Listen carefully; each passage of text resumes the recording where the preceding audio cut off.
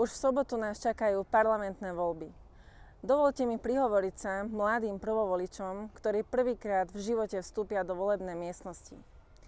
Sama som matka 11-ročnej dcérky, viem, čo všetko obnáša výchova dieťaťa. Postarať sa o jej denný režim, zabezpečiť všetky potreby, ako bývanie, stravu, krúžky.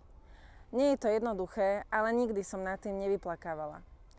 Robím to totiž s radosťou. Napriek tomu viem, že mnohí také šťastie nemajú. Veľa ľudí trápi ich životná situácia, mnohí prežívajú od výplaty k výplate, siahajú stále hlbšie a hlbšie do peňaženky. Nemôžu si dovoliť hypotéky, nemajú si za čo kúpiť lieky, premýšľajú nad tým, čo si do nákupného košíka skôr dajú. A preto by aj mladí voliči mali k voľbám pristupovať zodpovedne a s vidinou toho, kto ľuďom v sociálnej núdzi dokáže naozaj pomôcť.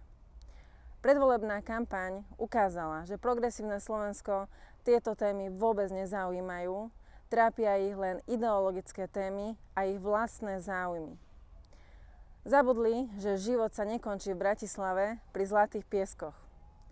Strana Smer Slovenská sociálna demokracia ponúka sociálne istoty a ľudia v nej nájdu oporu. Preto aj vy, mladí, prosím, voľte s rozumom. Nikto nikdy nevie, v akej životnej situácii sa totiž ocitne. 30. septembra krúžkujme číslo 16, voľme stranu Smer Slovenská sociálna demokracia.